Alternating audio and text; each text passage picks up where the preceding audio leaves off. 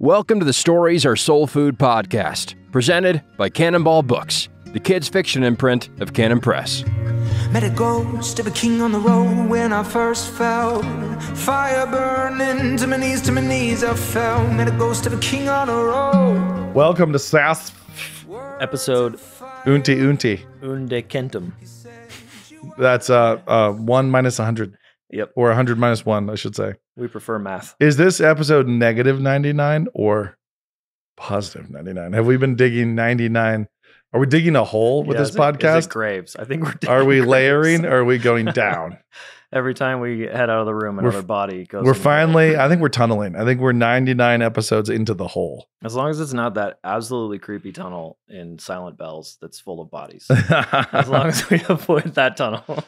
So I thought that was a good tunnel. It was a good tunnel. Didn't your editor want that out? Or just suggest it was kind of dark? Empire, you're talking Empire Bones? Yeah. That went, yeah. No, people, yeah. Yeah. Yes. Them climbing through a tunnel of living bodies for now. Yeah. Kind of like breathing in sync. Yeah. Well, speaking of your work, creepy darkness. I did a little fun experimentation. Okay. And you might have heard of the ChatGPT robot. I have, yeah. Yeah, I was asking if ChatGPT was familiar with NDW. Okay. And yes, the robot knows you. That's a relief. The robot tried to tell me that it couldn't read a book. I said, "Have you read any N.D. Wilson?" And it said, "No, I can't read a book, but I'm familiar with all his works." And then began to list them. But at the end, along with your accomplishments, best-selling author, et cetera, yada yada, things that no one needs to repeat. Right now. Hurrah! So relieved that the bot knew this. But at the end, the robot said he's written 100 Cupboards, Hash on Burials, and The Last Mortician. And I said, "Can you tell me more about The Last Mortician?" And it said, "I apologize, that was a mistake." And that kicked me off on an interesting path trying to find out what this story, The Last Mortician, that you wrote in Robot Land might be. And I thought this would be a fun segue for discussing AI. And, maybe I'm working on a story called The Last Mortician and only the bot knows. Maybe there's a novel that must be written. What would that have been? I know. I even Googled it right after because I was like, wait, I know what native. Yeah, The Last Mortician. It might be the novel that is yet to be written. Well, I wonder if it's looking at your entire career and just seeing a big absence. That there's obviously The Last Mortician. But I like that it apologized immediately afterward, being like, "I'm sorry, I made a mistake." So I started asking, like, who's the last really mortician? Who is the last mortician? That is very funny. So the bigger question is, what do you think about AI? But I thought I would also I dug away on a while for this and asked the robot to write it in your style. Oh, nice. So this will be fun. So there's a couple things that I wanted to flag at first. So here it is. Chose Henry as the main character's name. Okay, good. Right. Good. Henry had a special gift, one that set him apart from the rest of humanity, the ability to sense when the veil between life and death was about to be lifted. As he grew older, he knew he could no longer turn a blind eye to his destiny. He was the last mortician, the final keeper of the keys to the kingdom of the dead. That's funny. Anyways, I like the final keeper of the keys. That's the only part that sounds like me. I agree. I heard the alliteration coming and thought, yeah, that sounds like Andy That's Wilson. it. But the first part is all like generic, worse than a sixth grader writing. So yeah, keep after it, bot. You'll get there. Yeah. The show don't tell, like this the straight exposition. Yeah. And then so I at first it did a description. It offered me a bunch of options. Like I said, why would it be the last mortician? And it provided my favorite, of course, is the one in which death has slowly been eliminated, but through process of scientific process, except for a few. And Henry's the last one who can sort of still tell when people are about to die. And he's got a little bit of Minority Report there. Anyways, I also was thinking, man, this is just a description, right? Yeah. So I said, put it in a scene for me. And so ChatGPT started with, I'll just say the robot. Henry sat at his desk surrounded by the tools of his trade, scalpels and forceps, bone saws and embalming fluid. The room was quiet. The only sound, the faint hum of the fluorescent lights overhead. It's not terrible. Yeah, not amazing. Yeah. And then, of course, as every good pitch needs, it needed an enemy. And this is where I think ChatGPT really struggles, because they've put up such huge guards against any sort of negativity coming out of it. Right. That I was desperately trying to say who would be the enemy of someone called the Last Mortician, and it really struggled. There are no enemies. Yeah. But then it said, unfortunately, not everyone was happy about Henry's calling. There were those who saw him as a threat. So I said, you got to be more specific. You got to be more specific. And it said, Henry's gift had attracted the attention of many, but it was the dark, malevolent figure of Dr. Marcus Cole that posed the greatest threat. Yeah, it got bitter at you. It got upset at you. I think it did. It's like, stop annoying me. I'm naming the villain after you. Yeah. Anyways. That's funny. So I was having fun with that. How much time did this take you? It's surprisingly quick once you get going. It's not that many iterations. You can reiterate any particular answer. And of course, this is where I started. At first, I was way too impressed because it just was generating a bunch of stuff. And then whole novel ideas, the Mortician. Mm-hmm. I should start having chat ghostwrite my first drafts. Well, see, that's what was the only spark of creativity that came from the bot itself, was a fictionalized novel by N.D. Wilson, which is, potentially very lucrative. Yeah. If I can have a robot write stuff for me and I can just eat and watch basketball. Mm-hmm. Yeah. And then I had to keep prompting it. I tried to get it to come up with a different name for Henry. They were all terrible, Henri. Yeah. Yeah, it really branched out. Yeah. The thing that's funny about AI, and we can all get very spooked by stuff like this. We're kind of like medievals watching a puppet show. And when I hear people talking about AI, it is, what about AI? Is it real? Like, what will it do? All those kinds of things. You have to realize that it's just a complex string to the puppet. It's still a puppet. Mm-hmm. Like, a person built it. Yeah. A person, a puppeteer programmed it. They gave it, the whole algorithm and agility and added more joints. This puppet now has more joints than previous puppets, but it's still a creature of ours that we then power and like send off to, interact and iterate. But it cannot, it can't interact or iterate in any way that we have not programmed it to. It cannot bend its elbow in a way that we didn't create a joint. Right. And so we're like young kids getting like wildly tripped out by watching a puppet dance because we can't see the guy with the strings. Yeah. And so I guess I heard, we were discussing it around the office, because as a publisher, you can say, hey, take The Princess and the Goblin, break it down into 7 parts. What are the 7 parts of this story? Yeah. You can do very like the grunt work of creative structure. Sure. That is cold from sort of the mass of the internet, which once you say that, you're like, oh, maybe that's not as impressive as it sounds. But but it's the thing is that it's like a Roomba vacuum.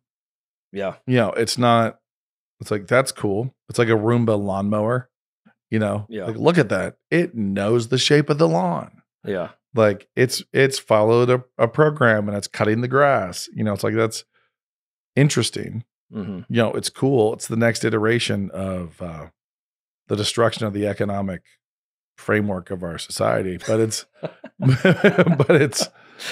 it's still us. Yeah. Like there's a guy who just mowed your grass. Mm-hmm. Like he did it. He just did it from farther away. So if you think about Honey, I Shrunk the Kids and that inventor's family where they had a remote control lawnmower. Where there's a guy that's like, man, wow, a remote control lawnmower. It's like he sits on the porch. And he's doing it with a remote control. Well, now we're just further back from that. It's like, what if could he do it from across the street? Could he do it with his eyes closed? Could he do it where he's programmed the thing with GPS so that it's connected to the satellite so that it knows it just has to drive randomly enough around the backyard until it knows the full shape, and then now it can just do it in the most efficient way possible. Yeah. It's like, well, not necessarily in the most efficient way possible, in the most efficient way it's been programmed to. Like, we have to remember that there's a person, and that these things are all wind-up toys that teams of people have made. So you're on the side that there's no such thing as artificial intelligence. No, there is no such thing. Yeah. There is such a thing as, basically there's such a thing as a wind-up toy. There's such a thing as a very complex wind-up toy. There's such a thing as something that can imitate the abilities of its master, and it's bigger than any one particular master, I think is what blows our hair back, because so many people have put so much into it that it makes you feel like stuff is coming out of nowhere. Yeah. Because there's so many puppeteers. Yeah. Like, there's so many puppeteers to it. Now, I will say this. I don't think we understand, just to go full Frank Peretti, I don't think we understand even kind of what demons are capable of. Oh, okay. I want more of this. So, like, we don't know. You think I shouldn't be telling this robot any secrets? No, what I'm saying is, if you built a robot a la any one of the dystopian apocalyptic movies that have been made with, Terminators, that kind of thing, then you said, here's a creature, with decision-making apparatus, created by man, a decision-making apparatus. Now we kind of trip ourselves out, and we're like, what can we in that decision-making apparatus train it to refine its own apparatus? Like, sure. Mm-hmm. Like, we can do that, but that's still us. That's still, our hands are on it. We do not know. We have no reason to think that spiritual influence cannot inhabit something like that. That's like, there's no like, okay. what kind of, I'm just seriously, what kind of demonology have we developed? Yeah. Like, what do we know about the supernatural? The answer is almost nothing. Mm-hmm. Like, we know almost nothing about this, because we haven't paid any mind to it, and we've been ignoring it forever. Yeah, we say it's not real. Yeah, we just pretend like it's not there. And so when we open something up like this, and we take our hands off of it, and we stop steering it, there's no reason for us to think that no one else is. That no one but us will ever steer this. Even though we're trying to create as much. You're talking like, is this Ouija board on a big level? Is that what you mean? Like, if we're all together, there's a potential kind of, but not really. More like, we want to remove ourselves, and we're doing it via a crowd, or we're saying, hey, here's AI, and it's not an engineer in Mumbai, typing a response. It's this machine having been programmed to process language and questions, and have been taught how to learn, how to seek out answers. Yeah. And is doing that, but it's still a programmed puppet, a programmed machine doing that. And in order to make it seem magical, we take our hands off and we walk away, and we try to create as much distance between the creators and the machine as possible, so that the machine appears to be independent. It's still plugged into the wall. It's still hooked up to a nuclear power plant, solar panels, or a dam. Mm-hmm. There's a coal plant somewhere running that little, algorithm via electricity through all the copper wires we've strung everywhere. Mm-hmm. Like, we have all the strings are still there. Gotcha. It's like the puppet strings are still there, but we're trying to show off by getting as far from the puppet as we can, and letting go as much as possible. But as we do that, we still have this assumption that it can only steer itself, and will only steer itself in the way that we programmed it to, as opposed to anything else could ever steer this. Okay. And so that's where, when Microsoft first rolled out a bot on Twitter, I forget the name of it, when they were like, hey, we have an AI, like, we've done it. Here's this AI bot everybody can talk to. That thing went hard racist, like, immediately. Oh yeah, because it scrubbed all of Twitter, right? And scrubbed all of Twitter. That was what they said. That's what they said. Okay. But it didn't. Because the actual, like, hard racism on Twitter is in an extreme minority. Yeah. It's like there are corners of that, but it became this very jaded, cynical race warrior, like, immediately. And it was just foul and vile and like, yay, Hitler. Like, it went full Kanye almost immediately. And they had to take it down. It's like, now is that, I filed that under like somebody punking them. Yeah. Like that's just, some imp in Seattle punking Microsoft. Yeah. But it's, or somewhere. But if we are making like what we would call true AI, all we're doing is making something wildly vulnerable that has the functionality of a human mind without a soul. And if we can get to the functionality of a human mind, but is soulless, we all understand what a horrible, horrible thing it is to be soulless. What are things that are I think Frankenstein is literally that. What do things that are soulless do? Well, like people who behave soullessly, they're the serial killers. They're the brutal, brutal killers and dictators and all that kind of thing. So why are we trying to make things that are soulless? The one thing worse than that would be trying to make things that had souls. That's the only thing that could possibly be worse for us to do. So I understand creating a servant. Yeah. Like I understand us creating mechanical servants. And I understand that when they're mowing grass, and I understand that when they're like curating information, you're unleashing them on a massive trove of information. Well, I should jump in on ChatGPT. I believe I heard they shut down. It kept recommending fossil fuels. It was saying those are the best way to do energy because you'd start to ask about. Because they are, yeah. Yeah, and so they had to put a kibosh on it. Stop thinking that.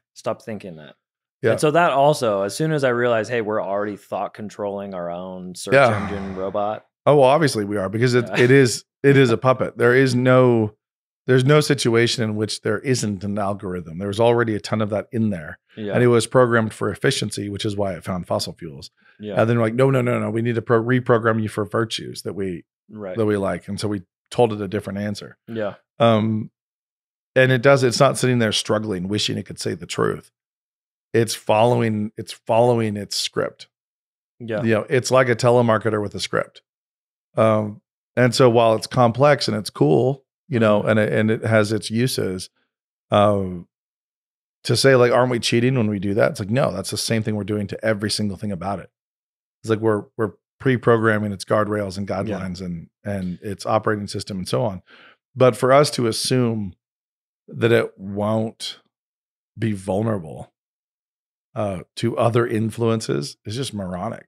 We don't pay any mind to this. We just don't. You mean both spiritual and just foreign? I would say spiritual, specifically the supernatural. We don't the world is not a materialistic place.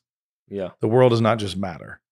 And we're making something that we think is just matter. Where this could go off the rails of creativity is when we don't account for the other half of reality.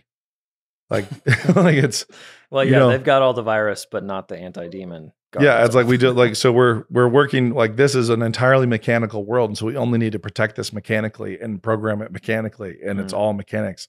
It's like, no, it's not a mechanical world. And so this thing could go very, very badly, very, very quickly. Hypothetically, how would one program? Well, that's what you can't. Yeah. The other thing is just stop showing off and walking far, far away. It needs the hand of man. It would need to be a tool in the hand of man.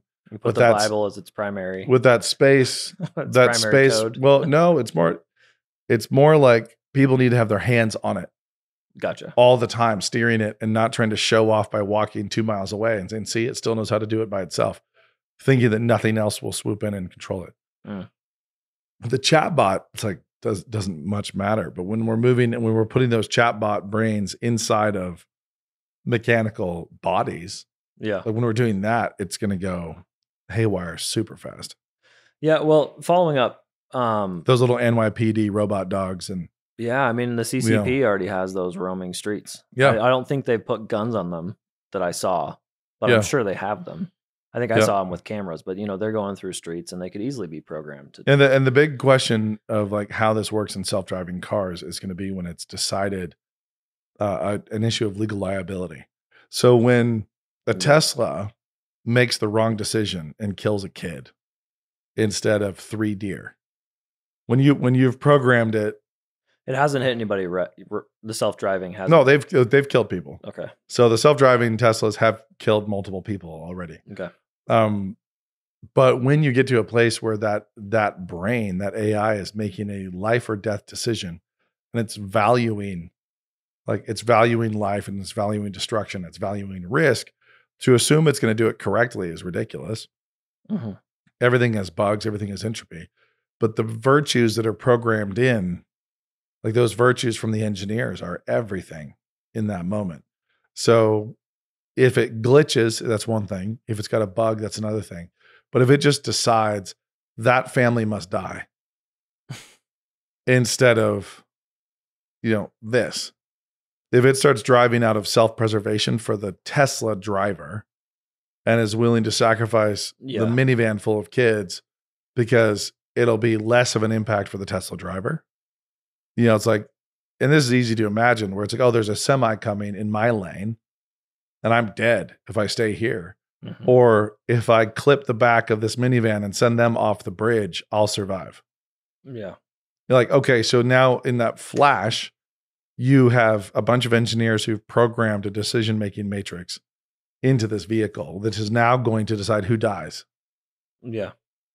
And the only friction to control that is legal liability. So when those choices are made and people die or survive, like people are killed over deer surviving or what have you, it doesn't even matter.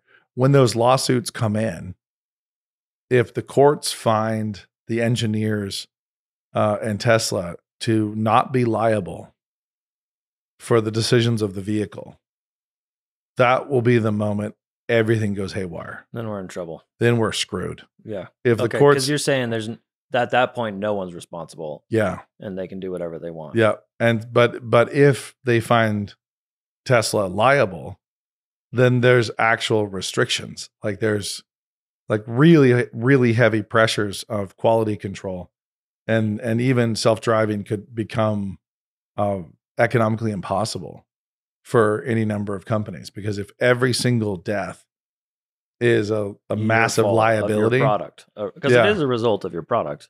Yeah, I mean, and human error combined with it. But entropy in the algorithm, entropy in the code, human error in the programming, but also human success in the programming, where there's a philosophical error. It's like, because also putting self-preservation top. Yeah. What is it when you say, actually, we're going to, how does this economically work? When you tell Tesla drivers, hey, just so you know, we're big on self-sacrifice. So when, rather than crash into another car, you will always die. You will like we will always sacrifice the Tesla driver over other drivers. It's like, that's not good for business either. It's like, when you put it that way. It's like, so and it's not even self-sacrifice if people aren't doing it voluntarily. If somebody is willing to get drilled by the semi to not hit the minivan, and they're like, they could jerk the wheel and they have that moment of like they see a family and they just die. They just take it and die. In that moment of decision, you have something wildly virtuous and honorable. Yeah. That God loves. But if your car did it to you, that's just dumb. There's no virtue in it at all. It's like, you take away just tragedy. It's just tragedy. It's like the Tesla decided you were less valuable than them. It may or may not have been right. Sometimes one person is worth more than 20. Yeah. It's like sometimes a whole school bus is, honestly, they weren't gonna accomplish anything. It's like, but that kind of pragmatic, weird, soulless algorithm is terrible. It's gross. Yeah. It's horrendous. I mean, not to make it too cultural, but it seems like we're already making that kind of decision all along. We do it over and over with, obviously abortion's the big one, and then the whole COVID stuff. But do you trust this culture? Yeah, right to decide now to understand virtue and nobility and program it and pre-program it situationally. We're really good at situational ethics. Mm-hmm. Like if anybody's ever said anything about America, it's that America is amazing at situational ethics. It's like, right. Said no one ever. Right. But in this situation, it's not just trusting them to program the virtues, but you can't For an engineer to program the death of a Tesla driver, there is, instead of the minivan full of kids, there's no virtue in the engineer doing that to that Tesla guy. It's like, that's disgusting. Like, that's a gross job that he's now taking upon himself. He's the reaper, deciding like who dies and how to value life. The last mortician, maybe. Yeah, maybe the last mortician is the Tesla engineer, but it's so you're the one deciding like how is life weighed and where is the value of life. But you've taken away the nobility of sacrifice from the driver. You've taken away their ability to lay their life down because you've pre-programmed it in the vehicle. And the vehicle decides to throw you overboard. It's just, the whole thing is a nightmare. So if the self-driving cars get hammered in the courts with liability, then you can expect a little more sanity. But this AI stuff is all one piece. It's all one piece with self-driving. It's all one piece with, the ability the robot for dogs. Yep. Yeah. With the NYPD robot dog, it's we're trying to offload the responsibility for brutally hard decisions, like onto something else. The work, we want to offload the work. We want to offload the responsibility. I mean, yeah. Another place where it seems like it's tricking people is with education and answering tough questions. Yeah. Because honestly, ChatGPT's answers to academic questions, when I ask a basic literary question like, hey, why did Jo March not marry her friend Lori at the end of Little Women? Right? Just like a basic literary question, what a lot of people are sad about. The answer that it gives is a generic question, but it is better than many freshman papers that I've read. It scrapes enough answers, and you can also refine. You can say stuff like add scholarly support and it'll throw in a scholar and integrate it in there. Yeah. I mean, it seems in one sense another death knell for education, because we have it in our minds that educating is knowing the right answer. Oh, I wasn't educated. I don't know the right answer to the Little Women question. As opposed to gaining wisdom. Yeah. So how do I think through? If you start asking a chat bot, is this a good book? Can you make aesthetic judgments successfully? Yeah. Can you make virtue judgments? Can you are you able to do that? Was George Washington a good man? It's like can you make value judgments, virtue judgments? Are you wise? Are you able to sift through the information and reach conclusions? I was doing that with Princess and the Goblin. I was saying, hey, what makes this a great story? Because it said this is a great story, and then it kind of had to redundancy on itself and say, well, many people say this is a great story. 4 out of 5 stars. I have, excuse me, I have combed the internet and found that it's 4 out of 5 stars. And then immediately at one moment I thought, well, this is really cool, and then I realized I'm functionally Googling, is Princess and the Goblin a good book? Yeah. And then taking that Google result as if it's more special than if I Googled it. Yeah. And the truth is, you can dig it in, you can ask more questions, and it does do a great job. Like many analytical products, it does a great job of giving all the options. Like, here are 4 different reasons people say Princess and the Goblin is a great book. And it kind of parses and sorts and dissects nicely. Like, that seems to be the strength of much code. It has all the options. Yeah. But I think that's kind of what you're saying, is that there's no way to get all the options. No, and it's also a situation where there's no accountability, and that's the bigger issue long term. Yeah. I will never be able to trust a self-driving car until my phone is functioning without any flaws or faults for like a couple of years at a time. Yeah. It's like, you're right. I don't if I have to turn off and restart my phone. Right. My phone is guessing what I'm about to type wildly incorrectly. It's auto-correcting wildly incorrectly. It's killing creativity to try to make me paint within the lines. It's like, no, I'm going to misuse this word on purpose because that's funny. Like, stop it. It's like where I have to constantly fight the nannies around me. And so it started with spell check, and it has continued on where we lose the muscles. Like we actually, the grammar check and everything else, we lose our creative muscles and our ability to actually be in authority over language and over our own communication. And the problem is that when I make a decision, when I do a thing, I'm on the hook for whether it was right or wrong. Mm. And that accountability is huge. So yeah, like that's everything. Well, this is what I mean by the legal liability around self-driving cars. There actually has to be accountability. And so when we unleash AI, like I let this bot do this thing, and then I like who's responsible? Like who's responsible for if they did it correctly, if they did it wrong? Like who pays the piper? I've always wanted Google Maps to like owe me money if it estimates my time of arrival incorrectly. I feel like when I say how long will it take me to get there, I feel like there should be something there where I'm like, how much do you want to put on it? Mm-hmm. You know, it's like how much do you want to bet? You know, you owe me $20 if I'm later than this.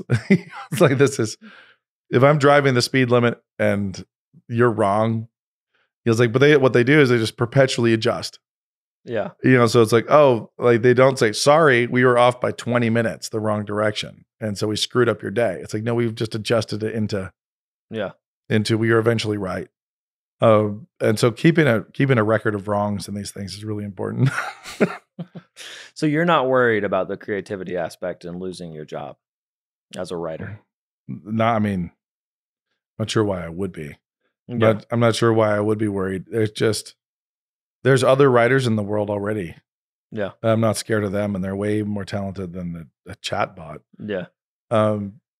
If there's no question that publishers will use this, that it will get to a place and there will be a ton of crap. Amazon Kindles are toast, in my opinion. Yeah, the free Kindles. The free Kindles are destroyed at this point because it'll write fan fiction. Like mad, it'll write porn, it'll write your 50 Shades stuff it can do easily. It. Yeah, there's no formulaic challenge. stuff. It just, it's gone. Because I got your best line after one iteration of asking it, hey, please do this, but with metaphors. Right. And most of it's generic and not good. And in fact, it couldn't do a whole story, but by coaching it and just getting this close, you can see we're that close. We're very close. Another year or two. Another year to getting a complete story. But the thing is that if you have, thousands of authors who can write stories, all this is the team of engineers who can write stories. Yeah. And the best thing that could happen here is that it will just obliterate all the mediocrity. Mm-hmm. It's like, and people will have to get very good.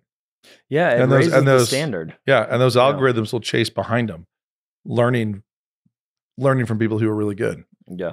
And so it'll continue to adapt, and the people will continue to lead the way creatively. But I do think we're morons with this kind of thing, and we're so dumb.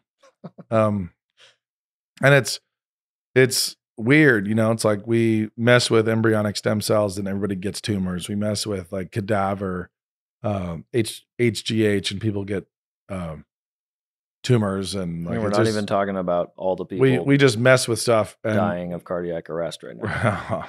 Yeah, jeepers. Mm. I was in a doctor's appointment last week, and with my son, and the doctor, kind of out of concern, asked if he was vaccinated, and like, no. And his response was, "Good for you."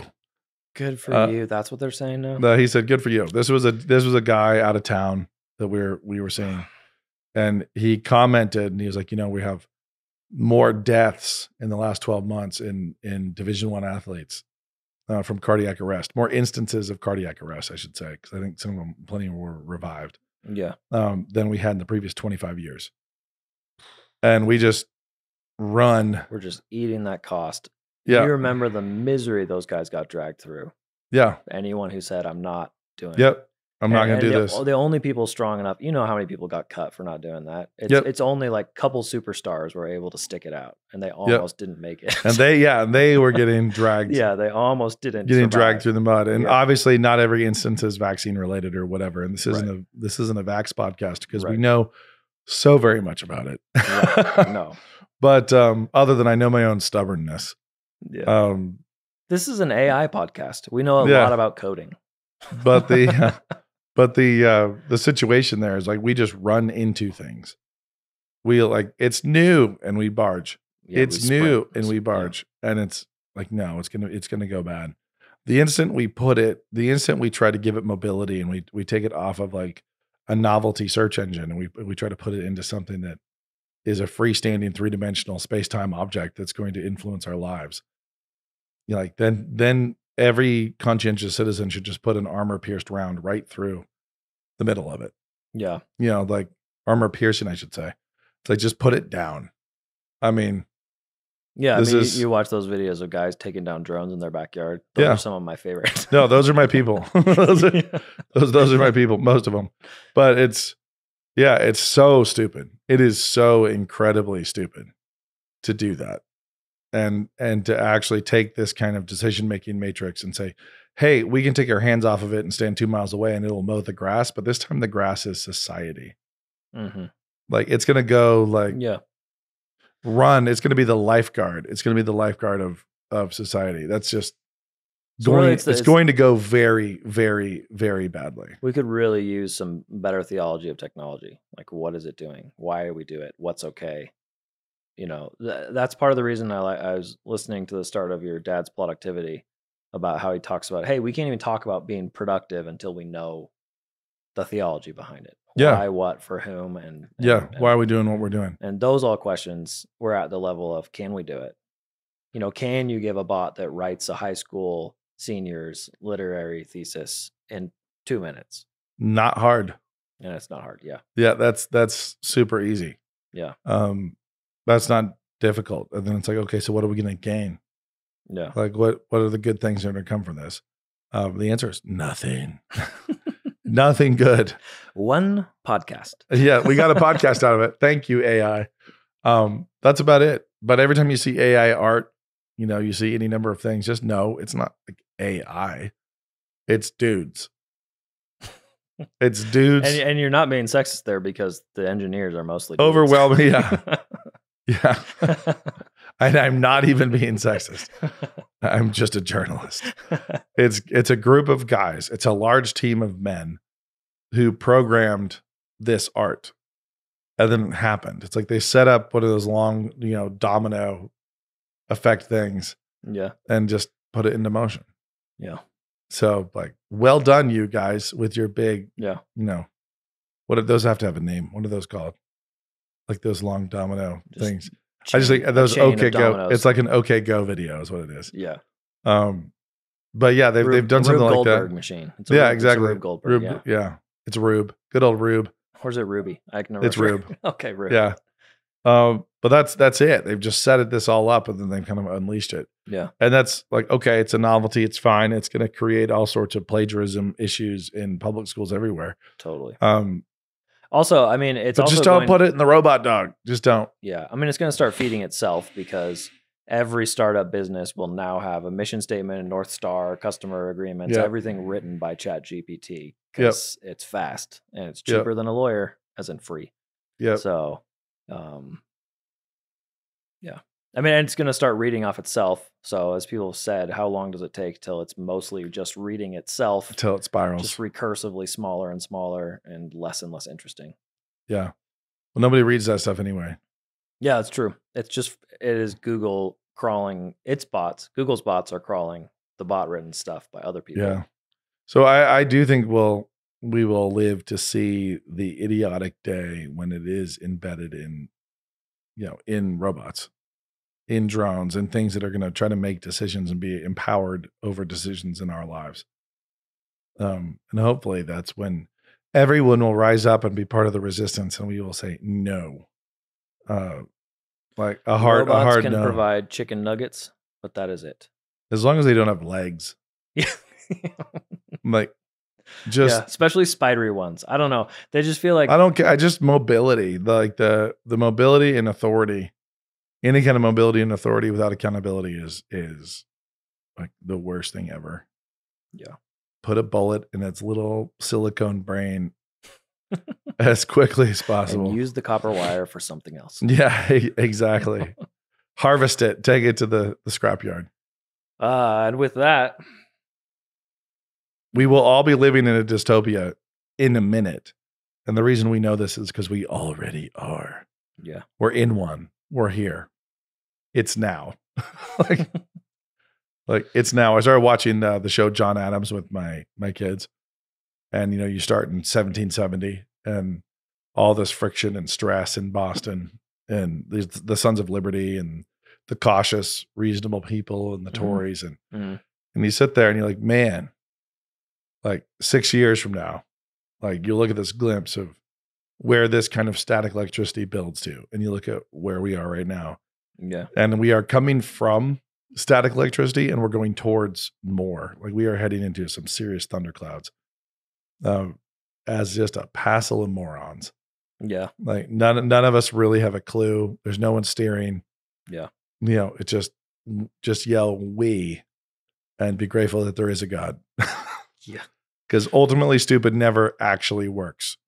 But at least not for long. We've been watching Wolf Hall, same sort of thing. You just watch the intrigue and the craziness and nothing new there. Nothing new under the sun.